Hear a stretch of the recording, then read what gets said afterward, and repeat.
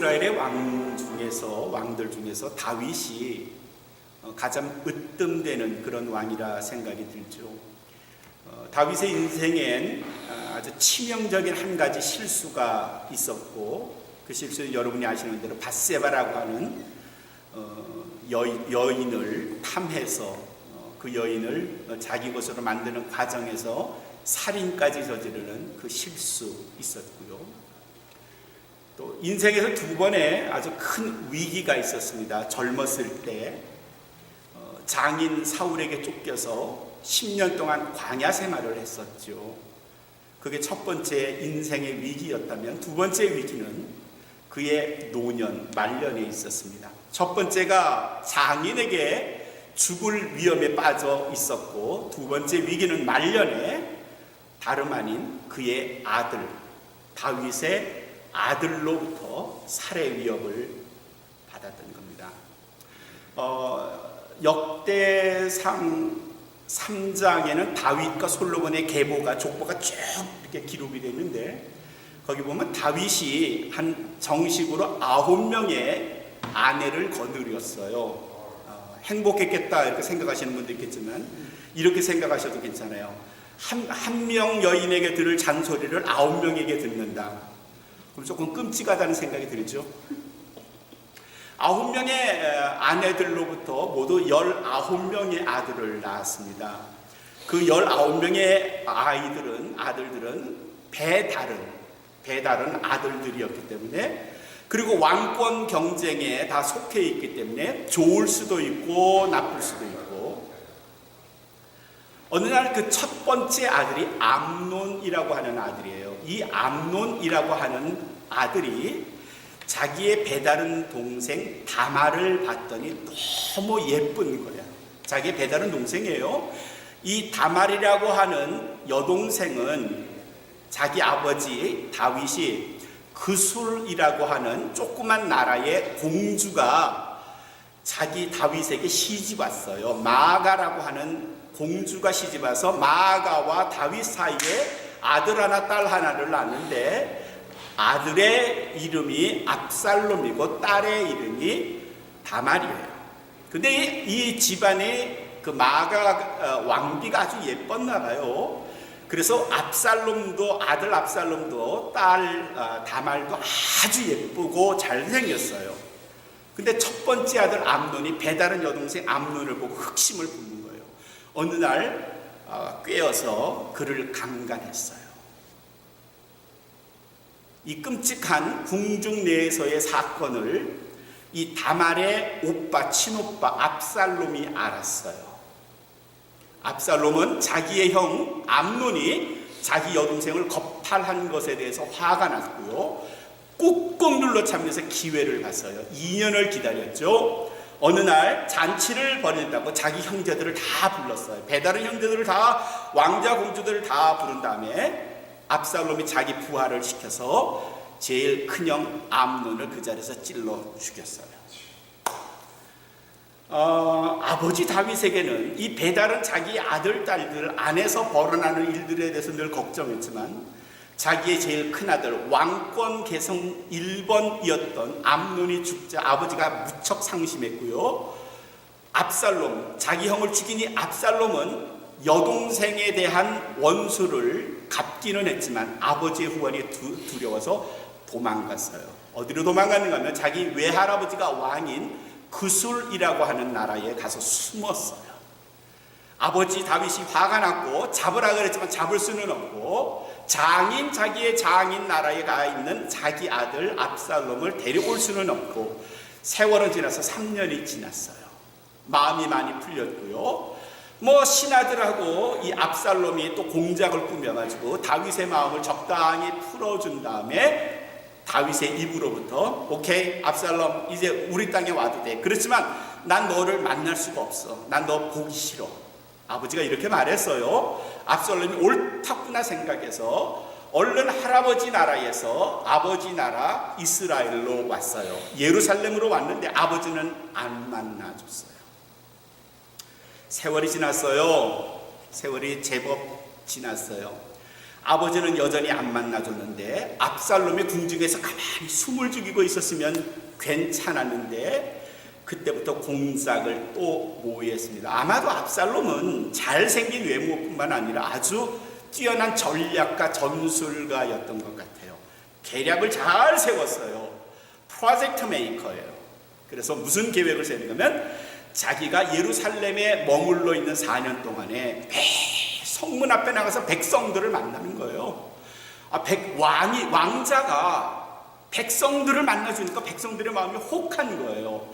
그리고 어려운 이야기, 재판 같은 거, 힘든 이야기, 억울함 이런 거를 다 압살롬한테 말하니까 압살롬이 그걸 다 들어주는 거예요. 위로해주고 문제를 해결해주고 이러니까 백성들이 좋아해요, 안 좋아해요? 좋아해요. 역대하 사무엘하 15장 6절에는 그 당 상황을 뭐라고 그러냐면 압살롬이 이스라엘 마음을 도적질했다 이렇게 기록하고 있어요. 이스라엘 백성들의 마음을 홀딱 빼앗은 거예요. 민심을 빼앗은 거예요. 백성의 마음을 빼앗은 거예요.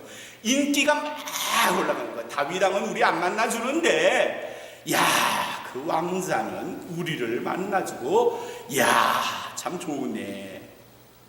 이런 상황까지 갔어요. 다윗에게 19명의 아들이 있었는데 첫째 암논은 죽었어요. 압살롬에게 죽었어요. 둘째 아들이 있어요. 다니엘이라고 하는 아들이 있는데 이 아들에 대한 기록은 이름 외에는 별로 없어요. 아마 병약해서 심약해서 일찍 죽었거나 왕이 계승자 서열에는 안 들어간 것 같아요. 그리고 그 다음 이 다니엘 다음에 세 번째 아들이 누군가 하면은 바로 압살롬이에요. 그러니까 왕이 서열로 보면 지금 압살롬이 다음번에 왕이 될 첫 번째 아들이면은 틀림이 없어요. 근데 다윗 다음에 실제로 이스라엘 역사에서 왕이 된 사람이 누굴까요? 솔로몬은요, 첫 번째 암논, 두 번째 다니엘, 세 번째 압살롬 쭉 그 다음에 나가가지고 몇 번에 가면 10번째 아들이에요. 10번째. 그러니까 도저히 왕이 될 수 없는 10번째 아들인데 그가 왕이 됐어요. 압살롬이 4년 동안 백성들의 마음을, 인심을 다 홀딱 뒤집어놨고 빼앗았고 도적질했어요. 그리고 어느 날 그는 아버지의 허락을 받아서 예루살렘 남쪽에 있는 헤브론이라고 하는 곳에 내려갔어요. 자기 부하들을 몽땅 끌고 내려갔고요. 그리고 다윗의 아주 가까운 다윗 신하들, 군인들 200명을 초청했어요. 우리가 여기서 헤브론에서 멋진 파티를 하려고 하니까 다 모이세요. 제가 여러분들에게 한턱 쏘겠습니다. 이쯤 된 거죠. 많은 사람들이 인심을 얻고 있는, 그리고 어쩌면 다음에 다윗을 이어 왕이 될 압살롬이 자기들을 부르니까, 초청하니까 얼씨구나 해가지고 다 헤브론에 모였어요. 쫙 모였어요. 꽤 많은 사람들이 모인 거예요. 다윗의 직계 부하들 200명까지 거기 모였어요. 모여서 다 먹고 그냥 춤추고 하고 있는데 압살롬의 한 부하가 일어나서 오늘 우리들은 이 헤브론의 새로운 왕을 선출하려고 합니다.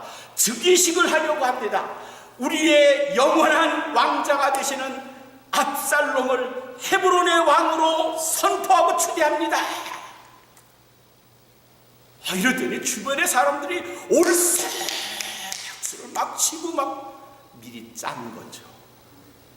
근데 거기에 그냥 잔치 축제 초대받아서 온 손님들, 다윗의 200명의 부하들은 그냥 갑자기 그냥 뭐야 이게 뭐지, 지금 분위기가 이상하네. 아니 왜 압살롬이 왕이 된다는 거지?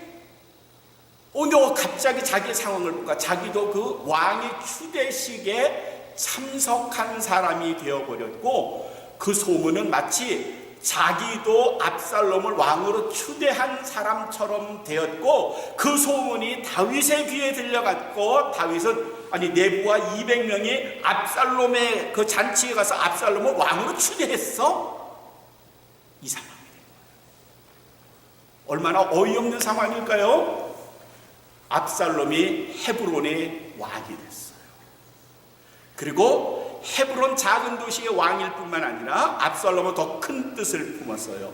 그건 뭔가 하면 예루살렘을 쳐들어가서 예루살렘의 왕, 이스라엘의 왕 명실공히 내가 다윗 내 아버지를 없이 하고 이스라엘의 왕이 되겠노라. 그리고 더 군대를 모아서 북쪽으로 예루살렘으로 향해 갔어요. 아버지 다윗은 준비가 되어 있지 않았어요. 게다가 부하들 상당수가 이미 헤브론에 갔다가 거기서 그냥 어쩔 줄 모르게 자기도 원하지 않았지만 그냥 압살롬 편이 돼 버리고 말았어요. 아무런 전쟁 준비를 하지 못한 다윗이 나이는 많지 방어할 수 있는 군대는 없지, 쳐들어오는 밀물 같은 저 내 아들 압살롬의 군대를 도저히 대적할 수 없을 것 같으니까 결국 예루살렘 성을 떠나서 동쪽으로 가기로 결정해요. 마하나임이라고 하는 요단강 건너편 동쪽에 마하나임 땅으로 눈물을 흘리면서 말을 타고 그곳으로 가는 거예요. 아버지 마음이 어땠을까요? 내가 젊어서는 장인 사울에게 죽을 고비를 넘겼고 나이 들어선 내 아들, 내 몸으로 난 내 아들 그 압살롬이 칼을 들고 이제 나를 죽이려 하니 예루살렘을 떠났어요. 그리고 예루살렘을 건너 마하나임 땅으로 가다가 길르앗 평지에서 마침내 자기 뒤를 쫓아왔던 자기 아들 압살롬의 군대와 맞닥뜨렸어요. 압살롬의 군대는 이 당시 2만 명쯤 된다고 했어요. 그 다음에 요압이라고 하는 다윗의 첫 번째 장수 요압이 이끄는 군대의 수요는 얼마나 되는지 모르지만 요압의 군대와 압살롬의 군대가 길르앗 평지에서 싸움을 벌였어요. 당연히 2만 압살롬의 군대가 이길 줄 알았는데 결과는 뒤집어졌어요. 그리고 그곳에서 압살롬이 처참하게 죽임을 당하는 게 오늘 우리가 읽었던 말씀이에요. 요압의 창, 세 자루의 창이 압살롬의 심장을 꿰뚫는 거예요. 오늘 전체 내용이 이런 건데 우리는 이 실패한 압살롬의 작전, 그의 인생을 보면서 왜 압살롬은 실패했지? 왜 압살롬은 죽임을 당했을까? 이 말씀을 생각해 보려고 해요. 많은 사람들이 성공하기를 바라지만 성공한 사람도 있지만 실패한 사람도 있고, 어떤 경우는 몇 년간 성공한 것 같았지만 그 성공이 곧 실패로 바뀌고 인생의 나락으로 떨어지는 사람도 봐요. 왜 그럴까? 어떤 일이 있었을까? 우리 오늘 압살롬의 경우를 보면요, 압살롬은 첫 번째로 그는 자기의 뜻은 강하고 프로젝트 메이커, 자기가 계획을 세워서 계획을 잘 추진하는 사람임에는 맞지만 자기의 계획이 하나님께서 통치하시고 섭리하시는 이스라엘에 맞지 않는다는 사실을 몰랐어요. 다른 말로 하면요, 하나님의 뜻을 분별하지 못한 압살롬은 피한 거예요. 이스라엘이라는 나라는 사람, 왕, 다윗이 통치하는 나라가 아니라 누가 통치하는 나라? 하나님이 통치하는 나라예요. 그 사실을 압살롬은 몰랐어요. 나만 계획을 잘 세우고 민심을 얻고 군대를 얻고 즉위식을 하고 그래서 군대를 모으면 아버지쯤은 적당히 내가 이길 수 있고 왕이 될 수 있을 거라 생각했지만, 네, 그건 인간의 생각이고 계산이었고 계획이었지 그게 하나님의 나라에서는 통하지 않아요. 하나님이 적어도 하나님의 통치하시는 나라에서는 그런 인간의 방법이 먹히지 않는다는 사실을 이 아들 압살롬은 몰랐어요. 하나님은 철저하게 이스라엘의 왕은 사무엘 선지자를 통해서 기름을 붓고 하나님이 임명하셔야 왕이 된다는 사실을 몰랐고, 설령 왕이 되었어도 하나님이 그 나라를 통치하신다는 사실을 압살롬은 몰랐어요. 우리의 인생이 내 뜻대로, 내 사업이 내 뜻대로, 우리의 가정이 나와 남편, 나와 아내의 계획대로 될 것 같지만 우리가 모르는 때로 생각하지 않는 한 가지, 내 사업은 신정기업, 하나님의 통치하시는 기업이 되어야 되고요, 내 가정은 하나님이 함께 하시고 하나님이 인도하시는 가정, 신정 가정이 되어야 되고요, 내 인생은 하나님이 개입하시는, 하나님이 간섭하시는 신정 인생이 되어야 한다는 사실을 우리는 많이 알아요. 여러분의 가정과 인생 하시는 일이 하나님이 통치하시고 계획하시는 신정기업, 신정인생, 신정가정 되시기를 주님의 이름으로 축원합니다. 그 사실 잊어버리면 아무리 계획 잘 세워놔도요, 결론은 실패. 불과 150년 전에 미국이 남과 북으로 나뉘어져서 전쟁을 벌였어요. 남북전쟁이라고 하죠. 1861년, 불과 150년 전이에요. 전쟁 초기에는 4년 동안 전쟁이 있었는데, 전쟁 초기에는요, 북군이, 에이브라함 링컨이 이끄는 북군이 거의 패배했어요. 도저히 남군을 이겨낼 수가 없었어요. 질 것 같았어요. 어느 날 한 작전 참모가 링컨을 찾아와서 물었어요. 도대체 우리가 이렇게 기도하고 있는데 하나님이 누구 편이십니까? 왜 남군 편이시죠? 왜 우리 북군을 안 도와주시죠? 참담하게 절망하는 자기 참모에게 링컨 대통령이 이렇게 말했다죠. 여보게, 하나님이 남군 편인지 북군 편인지 그게 중요한 게 아니야. 내가 하나님 편에 속해 있는가? 그게 중요하지. 내가 하나님 뜻을 따라 살고 있는가? 그게 중요하죠. 하나님 고쳐주세요. 낫게 해주세요. 이 사업 잘 되게 해주세요. 이 일 풀려나게 해주세요. 그렇게 중보기도 하잖아요. 근데 그 기도 가지고는 짧아요. 그건 완전하지 못해요. 어디까지 가야 되느냐? 하나님 낫게 해주시고 이 나음을 통해서, 이 치료를 통해서 하나님 뜻이 무엇인지를 알게 해주세요. 우리의 가족 누구가 아직 그리스도를 알지 못해요. 그를 교회로 데려나오게 하시고 그를 통하여 하나님의 뜻이 무엇인지를 알게 해주세요. 이게 드려야 할 우리의 궁극적인 기도죠. 하나님의 뜻을 나는 알고 있는가? 하나님의 뜻대로 살고 있는가? 그래서 우리 그리스도인들은 때로 결정을 연기하고 미뤄요. 이걸 좀 해주시겠어요? 이 사업하면 대박인데 한번 해보실래요? 기다려주세요. 제가 이 사업을 놓고 하나님께 기도해 볼게요. 하나님이 이 사업을 원하시는지, 이 일을 하나님이 원하시는지 제가 기도해 볼게요.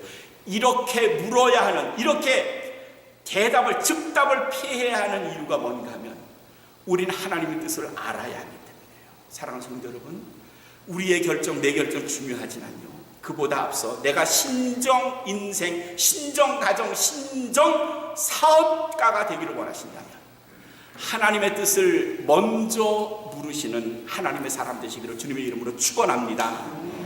두 번째, 압살롬이 패한 이유가 오늘 본문에 있어요. 오늘 9절부터 말씀을 보면요, 압살롬이 노새를 타고 갔어요. 노새는 왕만 타는 거죠. 자기가 왕이랍시고 노새를 타고 갔어요. 전쟁을 벌였죠.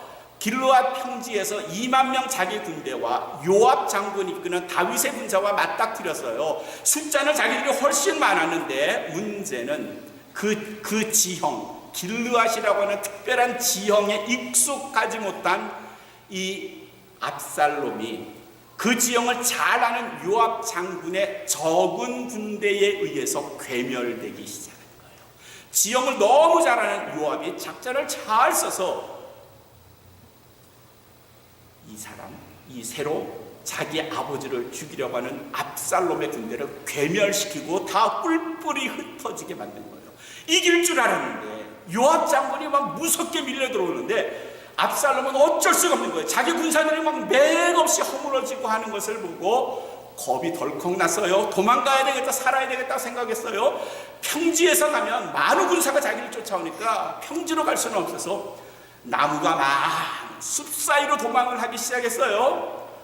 빠르게 노새를 타고 가는데 낮은 나무까지, 높은 나무까지를 피해가느라 정신없는데 그러다 갑자기 긴 자기의 머리가 한 나뭇가지에 걸렸대요. 뚫뚫 말렸는가 보죠. 노새는 빠르게 가다가 그냥 노새는 도망갔고 그냥 자기의 머리카락이 나뭇가지에 갈려 있으니 꽁꽁하게 매달린 채로 그냥 있었던 거죠. 그걸 요압 장군의 부하들이 본 거예요. 장군에게 말했어요. 요압 장군이 창 세 자루를 가지고 나와서 나뭇가지에 매달려 있는 압살롬의 심장을 찔러 그 자리에서 즉사한 겁니다. 아, 작전에 실패했구나. 네, 뭐 그럴 수 있어요. 근데 사무엘하 14장 25절에 이런 구절이 있어요. 온 이스라엘 중에서 압살롬 같이 아름다움으로 크게 칭송받는 자가 없었으니, 모든 이스라엘 백성들 중에 압살롬처럼 멋지게 생겼다 하는 사람이 압살롬 외에는 없었으니, 그 다음에 이어지는 말은 저는 발바닥에서부터 정수리까지 흠이 없었더라. 흠이 없었더라. 발바닥에서부터 정수리까지. 이어지는 그 다음 26절의 말씀을 보면 머리카락이 얼마나 예뻤는지, 머리카락이 윤이 흐르고 머리숱이 많아서 많은 사람들이 압살롬의 용모도 멋있었지만 그 머리카락이 홀딱 반했대요. 자기가 가장 자랑하는 그 머리카락, 그게 전쟁 중에, 도망가던 중에, 노새를 타고 가던 중에 그 머리카락이 그만 바람에 흩날리면서 나뭇가지에 꼬여서 꼼짝 못하고 나뭇가지에 매달린 겁니다. 가장 자랑할 만한, 자기의 가장 자랑할 만한 것이 결국은 압살롬 자신을 죽이는, 자기의 목숨을 끊게 하는 도구가 되는 겁니다. 늘 자랑했던 자기의 머리카락이 결국 자기 목숨을 잃게 되는 것인 줄은 꿈에도 생각 못했죠. 우리는 내 자랑, 내가 잘하는 것 때문에 신세를 망친 사람들을 봅니다. 그냥 온갖 술수를 써가지고 사람들의 마음을 혹한 정치인들이 그 일로 인해서 곤경을 당하는 경우에, 칼을 잘 쓰는 사람이 결국 칼로 망한다고 예수님이 지적하신 것과 똑같은 거죠. 돈으로 많은 사람들을 유혹하던 사람이 결국 그 돈에 묻혀서 자기의 인생을 버리는 사람도 봅니다. 하나님이 주신 많은 달란트를 하나님을 위해서, 이웃을 위해서 써야 하는데 그것이 자기만을 향할 때 자기에게 무서운 흉기가 된다는 사실을 모르고 사는 사람들이 참 많습니다.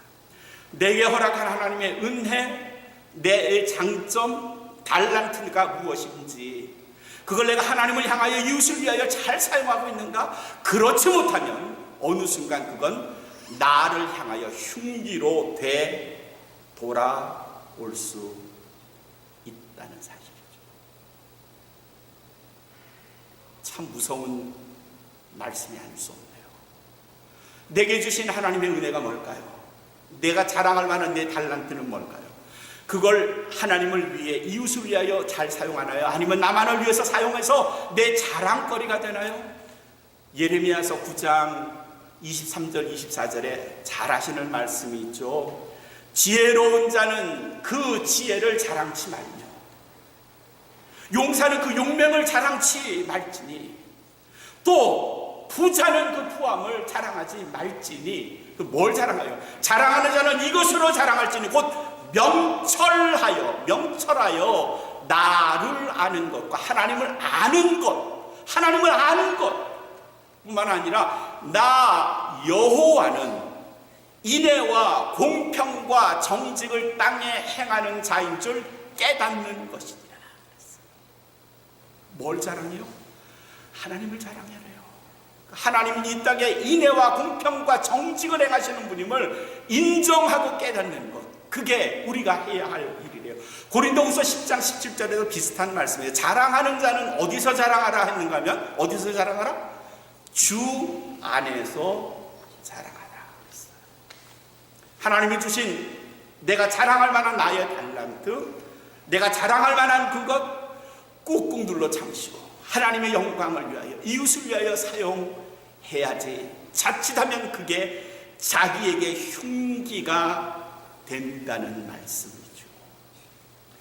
압살롬 뛰어난 사람이었어요. 지략가였고 전략가였고 왕이 계신 서열 1위였고 용모 단정했고 무음했어요. 발바닥에서 정수리까지 그의 머리카락은 많은 여인들의 마음을 막 설레게 만들었어요. 멋진 인생의 사람이 될 수 있었지만 하나님의 뜻을 몰랐고요.